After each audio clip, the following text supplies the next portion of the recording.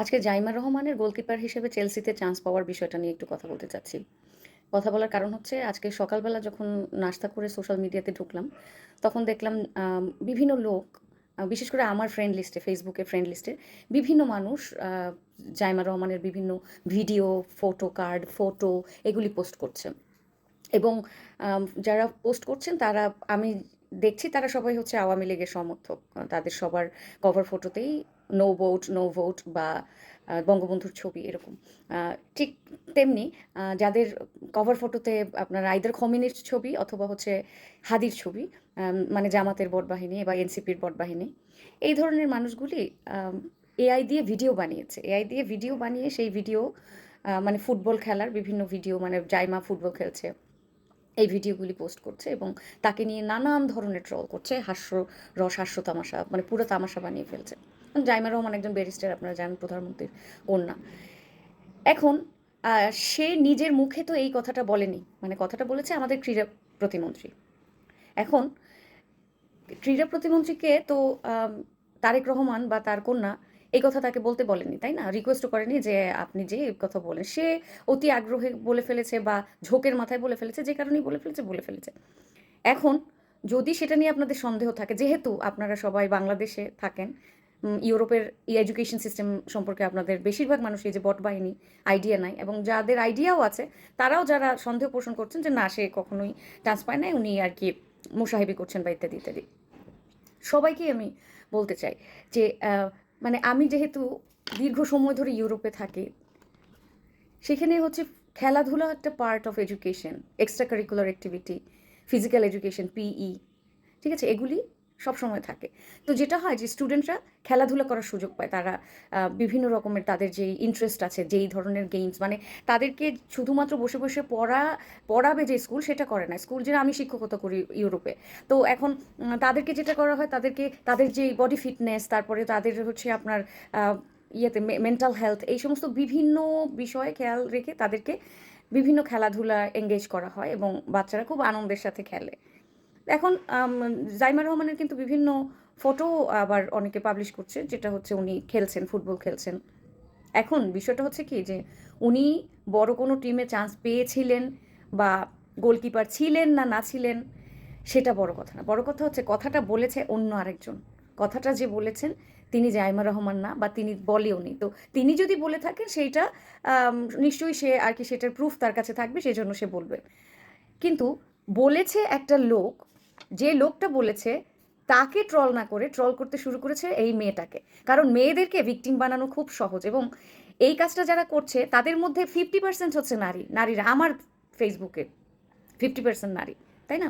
এর আগে ওই যে বিএনপির একটা লোক আছে, ওই যে মির্জা ফখরুলের জামাতা, ফাহাম, হ্যাঁ, অত বিশিষ্ট ওস্তাদ, ওরে বাবা, তার ওস্তাদির কোনো সীমা সংখ্যা নাই। এই লোকটা শেখ হাসিনার নাতিকে নিয়ে খুব বাজে একটা কথা সালমান মুক্তাদিরের শোতে বলেছিলেন। তাকে, সে যে গথ, আপনি দেখেছেন যে অনেকে তার বডিতে ট্যাটু করে। এখন এই যে বডিতে ট্যাটু করা বা ঠোঁটে কালো লিপস্টিক দেয়া, কালো হেয়ার ডাই করা, মানে চুলটাকে কালো বানিয়ে ফেলা, এটা এক ধরনের লাইফস্টাইল ওয়েস্টে অনেকে করে, ঠিক আছে?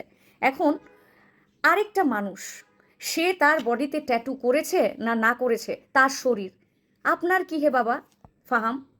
তো এখন কেমন লাগে?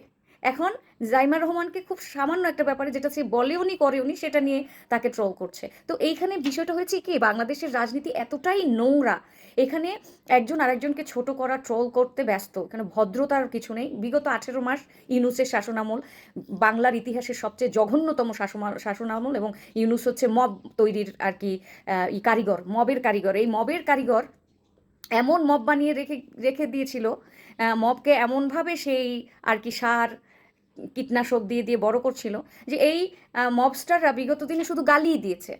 এদেশের গালিবাজদের জাতির পিতা হচ্ছে হাদি। তাকে এরা হচ্ছে, ওই যে আমি যেটা বলেছিলাম, তার কেউ, আপনি দেখবেন যে আমার একটা পেজ আছে ফ্যামিনিস্ট মুভমেন্ট, সেই পেজটা যে আপনারা খালি দেখবেন, সেই পেজটার যারা গালি দিচ্ছে একদম খালি খালি, ধরেন আমি একটা কোটেশন, একজন বড় লেখকের কোটেশন দিলাম, যেমন ধরেন একদিন একটা কোটেশন দিয়েছিলাম, কন্যারা জাগ্রত না হলে নারী জাগ্রত হবে না, এই ধরনের একটা কোটেশন। সেইখানে এসে গালি দিচ্ছে, জঘন্য ভাষায় গালি দিচ্ছে, যেটার সাথে তাদের কোনো কানেকশনই নাই। এই গালি দেওয়া কি তার প্রয়োজন? এটা তো তার কাজের মধ্যে পড়ে না, প্রয়োজন নাই, কিন্তু সে গালিটা দিচ্ছে। কেন দিচ্ছে? এর কারণ হচ্ছে সে হচ্ছে আপনার গালি দিয়ে আনন্দ পাচ্ছে, এটা তাদের শিক্ষা বর্তমান। এটা আবার ওই যে মোনামি ম্যাডাম বলেছিলেন না যে জেন জির প্রতিবাদের ভাষা নাকি গালি। আমি ভাই এত বছর পড়ায় আসলাম জেন জি বিদেশে, আমার কাছে কোনোদিন মনে হলো না যে তাদের প্রতিবাদের ভাষা গালি। যাই হোক, এটাকে এন্ডোর্স করে হচ্ছে এদেশের বিশ্ববিদ্যালয়ের শিক্ষকরা, যার কারণে আরও বাড়ে। মানে এটাকে যে কমাবে, এটাকে যে আহ, বলবে, এটার বিরোধিতা করবে শিক্ষকরা বা যারা সমাজের আর কি একটা ভালো পজিশনে আছে, যাদের ভয়েস আছে, যারা কথা বলে, যাদের কথা মানুষ শুনে, তারা উল্টো এটাকে সাপোর্ট করে। তো দেখবেন যে আমি যেটা বলছিলাম, আমার পেজে যারা গালি দেয়, এই গালিবাজরা সবার প্রোফাইলে হাদির ছবি, না হয় কভার পেজে হাদির ছবি, আর তাদের ইন্ট্রো হচ্ছে কলেমা।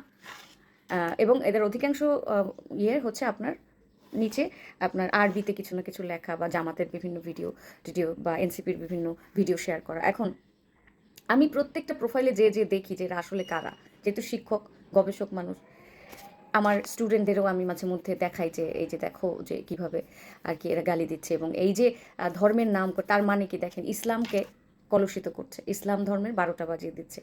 মানে কি, যারই প্রোফাইলে হচ্ছে ইন্ট্রোতে হচ্ছে আপনার আরবি লেখা থাকবে সেই গালি দেবে, যার প্রোফাইলে হাদি খোমেনি থাকবে সেও গালি দেবে। আবার আওয়ামী লীগের বটবাহিনী তারা আবার গালি দিবে হচ্ছে আপনার একে, ওই আওয়ামী লীগের বটবাহিনী কী করবে, আপনার বঙ্গবন্ধুর ছবি তার সবসময় তার ওয়ালে থাকবে বা কভার ফটোতে থাকবে, সেই বঙ্গবন্ধুকে রেখে তারা গালি দিবে, তারা অন্যকে যে অ্যাটাক করবে।